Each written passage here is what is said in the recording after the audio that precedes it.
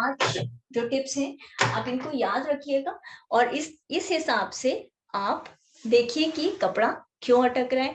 और मुझे पूरी उम्मीद है इनमें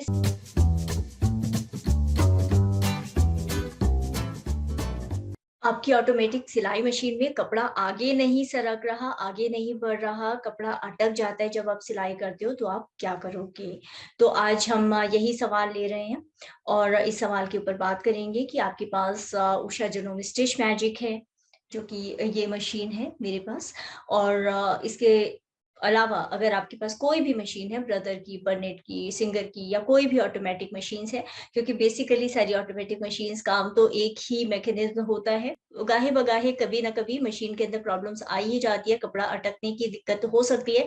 तो ऐसी सिचुएशन में आपके पास पहले से सॉल्यूशन होगा और आपको लास्ट मिनट में अपना सिलाई का कोई भी प्रोजेक्ट है, कोई भी काम आप कर रहे हो सिलाई में, तो वो आपका जो फन होता है ना कि आप कोई काम कर रहे होते हो, सिलाई कर रहे होते हो, आप पूरे लग करके कोई डिजाइन कंप्लीट करना चाह रहे होते हो, फटाफट कंप्लीट करना चाह रहे होते हो, लेकिन तभी की तभी कपड़ा अटक जाता है, कोई परेशानी आ जाती है और तब फिर पूरा मन ही मर जाता है कि इतनी मेहनत भी की, काम कंप्लीट होने वाला था और अब लास्ट मिनट पे पूरी सिलाई खराब हो गई या मेरी ड्रेस कंप्लीट नहीं हो पाई।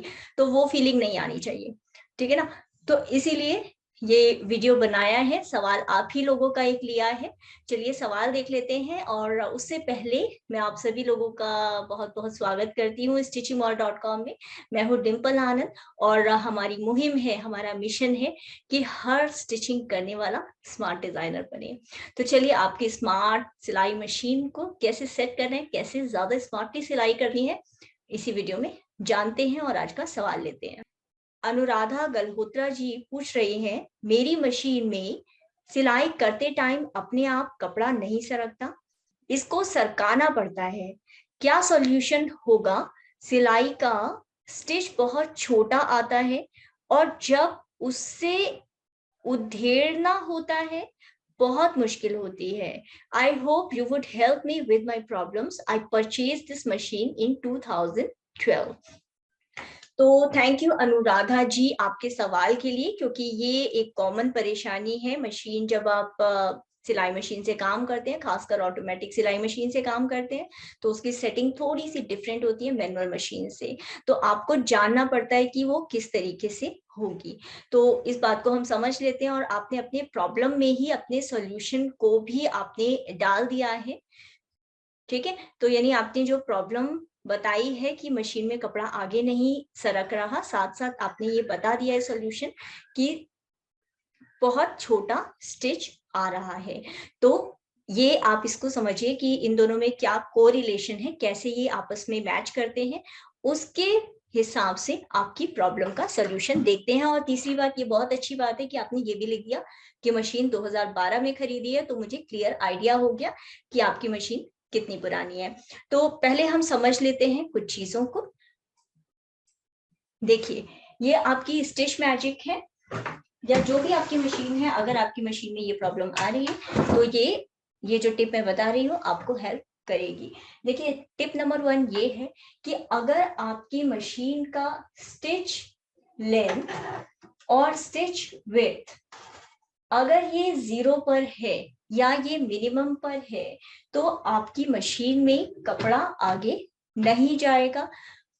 बाय चांस ये इधर नहीं है तो भी गौर कीजिएगा कि अगर ये 0 इस तरीके से है या मिनिमम पर, कम पर, कपड़े की थिकनेस ज्यादा है, कपड़ा आपका कॉटन का है या थोड़ा मोटा कपड़ा है, और आपकी सिलाई की चौड़ाई और लंबाई, यानी चौड़ाई और लंबाई दोनों की दोनों कम पर है, तो भी आपका कपड़ा अटकेगा।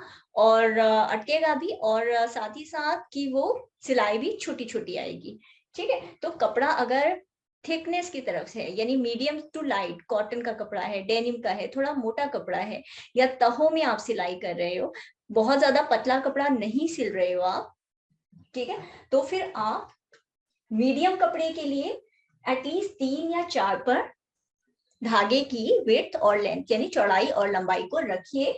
आप इसको कपड़े की मोटाई के हिसाब से, कपड़ा कितना मोटा है आप मैक्सिमम पर भी रख करके एक कोई छोटा सा कतरन ले लेना, जिस कपड़े पर सिलाई करनी है आपको उसी की कतरन ले लेना और उस पर सिल करके आप देख लेना।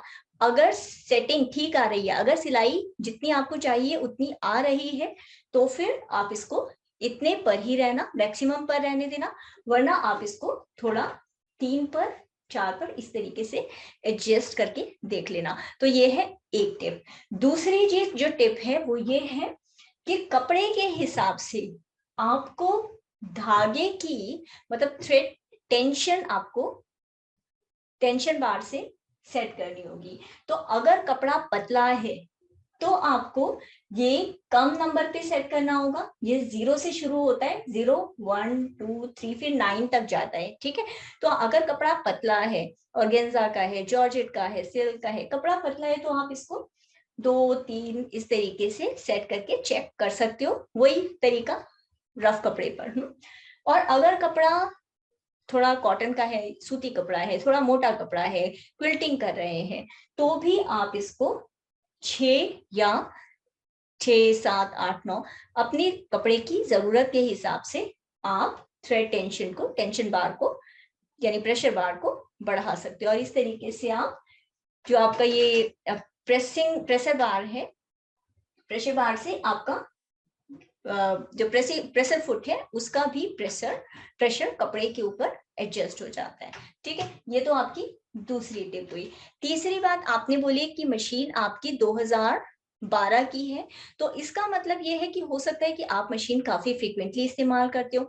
उस केस में अगर कपड़ा ये आपके जो दांते हैं मशीन के, देखिए ये जो दांते होते हैं, अगर आपको लगता है मशीन के दांते घिस गए हैं, तो आप इन दांतों को ऑनलाइन भी खरीद सकते हो। अगर आप चाहें तो मैं लिंक नीचे डिस्क्रिप्शन में दे दूंगी, और इन दांतों को आप चेंज कर लें और चेंज करके नए दांते लगा लें, तो भी आपकी ये परेशानी ठीक हो जाएगी। ये हो गई 3 बातें।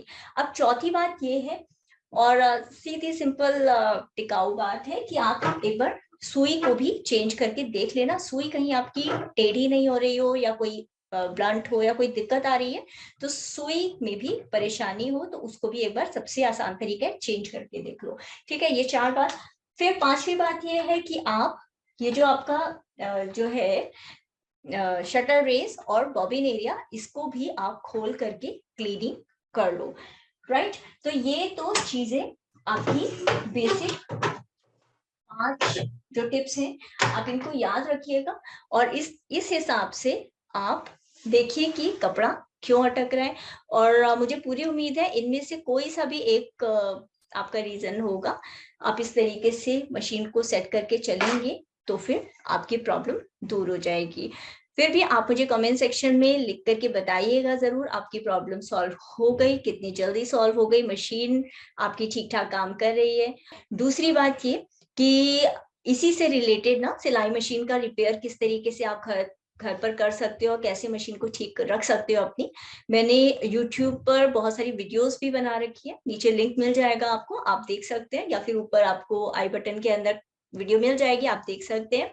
और साथ ही साथ stitchingmall.com पर भी इसके बारे में पूरा आपको आर्टिकल्स मिल जाएंगे कि कौन सी मशीन में क्या प्रॉब्लम्स किस वजह से होती है और किस तरीके से आप उसको ठीक कर सकते हैं। तो आप stitchingmall.com पर भी देख सकते हैं, और इसी चैनल पर बहुत सारी वीडियोस हैं, उनको देख करके भी मशीन की प्रॉब्लम्स को ठीक कर सकते हैं। चैनल को सब्सक्राइब रखेंगे तो इसी तरीके की आपके और जो कमेंट्स हैं, आपकी जो भी परेशानियां हैं, उनके सवाल मैं शेयर करती रहती हूँ, उनके जवाब भी शेयर करती रहती हूँ।